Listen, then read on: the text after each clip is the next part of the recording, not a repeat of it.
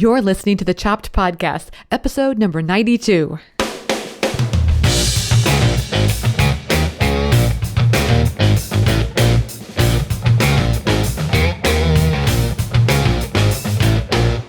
Hey everyone, and welcome to FriChats. It's Marly and Cara. How are you doing, Cara? You know what? I'm doing fabulously. How are you? I'm doing fabulously because I'm talking to you. That always makes me happy. Oh, twinsies. So it's FriChats, and you want to tell everybody what FriChats is? FriChats is all things food blogger related with a twist of soul and love. Ooh, I like that's my favorite description so far. Thanks. I just made it up on the spot. Woo! You are good. Yeah. So today's topic, is a good one. It's a doozy. I think this one could be a big one. It's the topic of intuition versus planning. Ooh, yes, that's a good one. Yeah, thanks. Well, because I've been hearing a lot about people talking about intuition lately, and so it's kind of been a focus of my meditation and my morning journal, and I've just been thinking about what does my intuition want for me today, and I think sometimes I have found there's this huge conflict between intuition and planning. I think that we talked about this before, being food bloggers, we are artists, right? Yes. We have an artistic soul.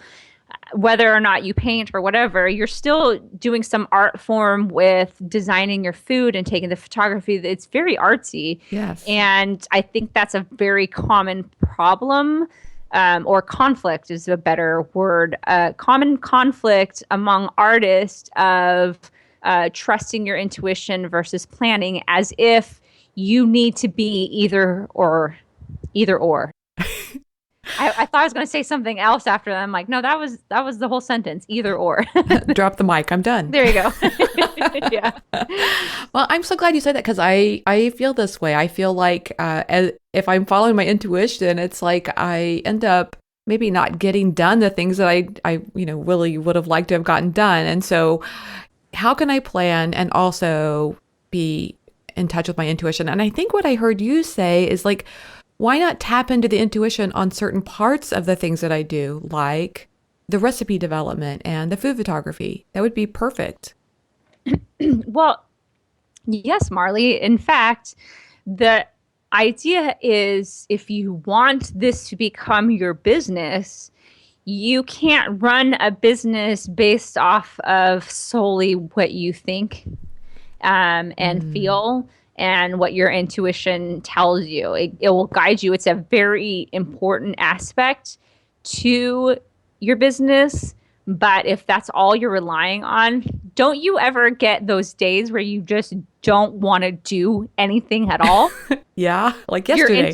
Your intuition is saying, you know what sounds like a good idea? Let's sit on the couch and eat all day and binge watch. Yeah. Right? That's Netflix, yeah. My intuition sometimes tells me that. So I can't run a business based solely off of my emotions like that, right? Yes. Thank you. That's really important. It's a little bit like Stephen Pressfield's book on going pro. Yes. So you can be a hobbyist and do that kind of thing, but sure, to turn it into a business is a different story. Yeah, completely. You have to be a little more disciplined. And you have to have a plan. And I think that, don't you think that, okay, I remember 10 years ago when I was first starting off really understanding and accepting this idea that I am an artist. Yes. That I really hated the word planning because it almost killed my creativity mode. Yes. And there's some weird, I don't know where it stems from, but there's a weird misconception among artists that you cannot make a living from being an artist. Either you're always going to be starving, and you'll be living on your friend's couch and, going from different job to job just so you can do your art. Yes. I think that's such a limitation and such a disservice. Yes. Because you almost feel like you're betraying your artist soul by actually having a business plan and having goals. I like that from two perspectives. First of all, like you were just saying, you can't be an artist and have a business plan. I mean, that's kind of an understood. I mean, I can imagine that that's out there. And then the second one is like, I think there's this ideologue. Let's go with that word. Ideology. I like that. There you go. Yeah. That, being an artist means I have to suffer and I have to, Yes. I think actually Elizabeth Gilbert in her book, Big Magic, talks about Love that. it. Yes. Best book ever, best book ever, best book ever. You have to go get this right now and read it. It's You so do. good. Go. But she talks about that, like, somewhere this got started that you have to like bleed out onto the page to be able to write. And in reality, why, if you think about ideas, and they usually come from this wonderful place, at least for me, that's the case. I'm out for a walk, I'm doing fun things, and ideas come to my mind. And why can't ideas be frivolous and fun and enlighten us? And so then we work from that perspective. So I like that. Yeah, you can have both. You can be both intuitive and a planner, and they're not naughty words, and they don't cancel each other out. In fact, you need to have both in order to be effective as a business person. I love that. Okay, and so another book that I have been rereading lately, which is called Finding Your Own North Star by Martha Beck. And I love what she talks Wait. Yeah. How do you find all these books, by the way? Like, you have the best book recommendations. I need to write that one down. Okay, it is sorry. a really Continue. good book. I can't believe how many things that I have underlined in this book. It makes me sad that it's been a few years since I've read it, and I pull it back out. It's like I'm reading it for the first time. It bothers me. You're like, I totally forgot about this. It was so important to me 5 years ago, but Yeah.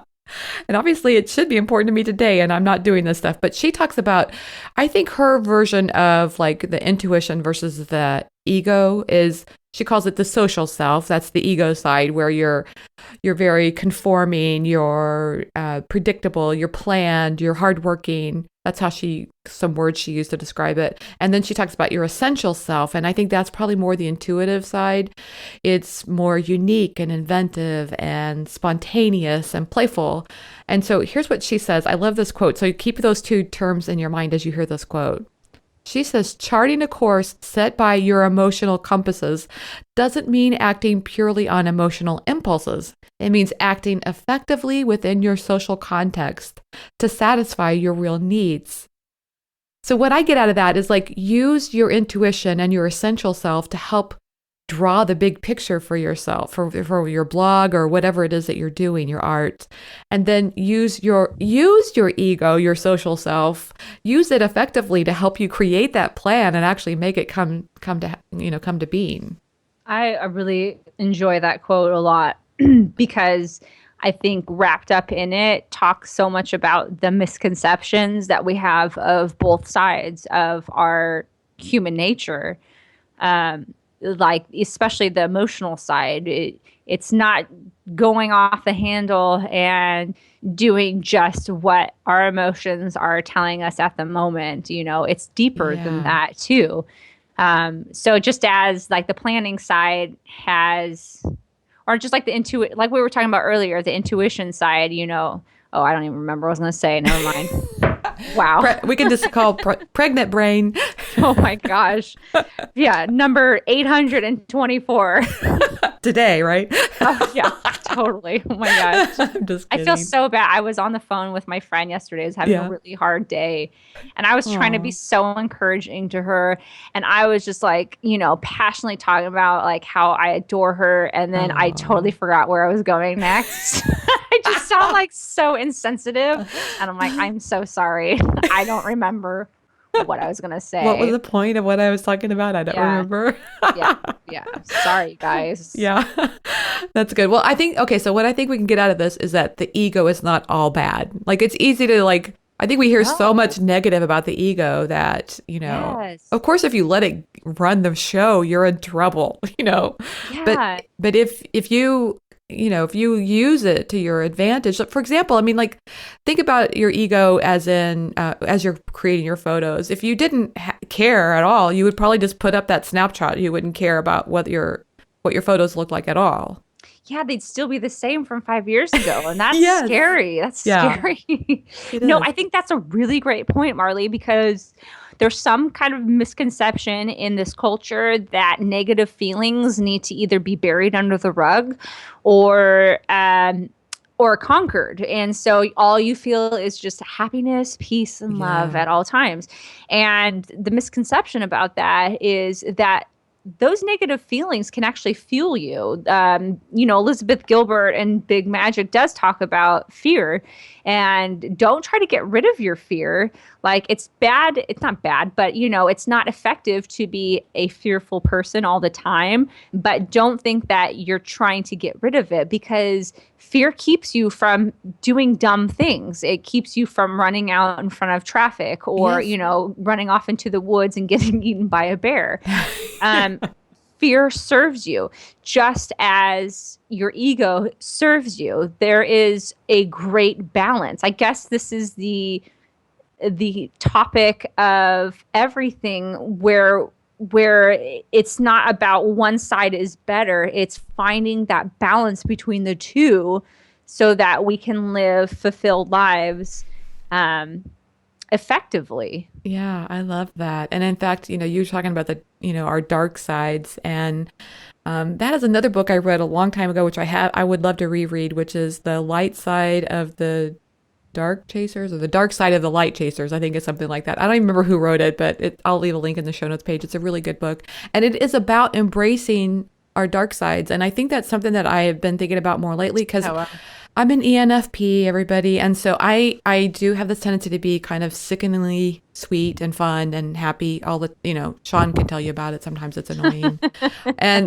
But I do have a dark side, and I do have, these dark thoughts, and I'm not like, this sounds terrible to say it that way, but I think it's just okay to recognize that sometimes I can get really angry. And I feel like if I can own that and just let myself experience it, I get over it so much faster than if I just try to suppress it and and then it's still there a month later, just kind of lurking behind a bag of Oreos or something. Well, suppression is just never a good option. It's never good for any of us. Yes. No, I think that's a really great point, that that with the dark stuff, or what we consider to be dark, we have to learn how to embrace it. Just like to an artist, the idea of planning something seems like a really dark thought, and it's not. It's actually, it does serve us. And so I'm curious, Marley, how that translates into food blogging then. Okay, let's talk about that. Okay, so for me, I think I can use the intuitive side to help me as I'm planning out ideas for the content that I want to include on my site. Yeah. And the recipes. Here's another thing I would like to say about this is I think I had let my ego go a little bit too crazy on the recipe development, and I was a little afraid to, in the kitchen, it was just purely methodical. And I've stepped away from that. I'm actually going into the kitchen more and letting my intuition kind of run crazy and, playing around with different ingredients. I'm back to experimenting with recipes, and that feels so much better. And then I'll go back through and make it again and write down, exactly how much salt did I use on that or whatever. Yeah. Yes. So you're letting your creativity roam, but also, within the confines of knowing that this has to be good for people who are reading it. Right. It has to have a purpose. Yes. And it fits within, the integrity of my site, it's vegan, it's, whatever, but it fits within that site. But of course, that's the way I eat anyway. So that's really not a problem for me. Yeah. I guess if you only had a dessert site and you got sick of desserts, it would be kind of hard. I don't know. Yeah. But, just letting myself experiment and play around, and so that spontaneous side of me can come out. And not just only I have to do 5 recipes for the site and I've got to get those done right away. You know what I mean? maybe the kitchen is a place where I can be spontaneous, knowing that also I'm going to fit this into a bigger plan that I've already developed. I don't know if that makes Yes, sense. makes total sense. I feel like that's a very concrete, day to day way to go about like recipe creation and just the content of the site on a daily basis. How does that That's look a for great you? example. It's like the same thing on a day to day base. I was actually thinking about how I was thinking a little more abstractly too with this issue. That for me, the planning side always goes back to my three questions I ask myself Oh, let's go over those constantly. again. And that is who's my target audience? Who's coming to my blog, and how can I create recipes that are tailored to them? Why the heck am I even doing this in the first place? What's my mission? Why I have to remember why I started this, because that all three of them are always tied into each other. And then the third one is, where am I going? Mm. And like what do I see for the future? So when I ask myself those three questions, I am planning subconsciously. I mean, because it's weird how that kind of morphs into what I do on a day to day basis. This determines the answers to these determine how I'm going to get there. And so that helps me understand the why is the most important to me. The most important to me. Why am I doing this? Why do I do this? And so that keeps me on track. Oh, that's so good. And I think when I go through periods where I'm less happy, it's probably when I'm the most disconnected from that why. Yes, because I feel like when you become disconnected with that, don't you think that you become less authentic?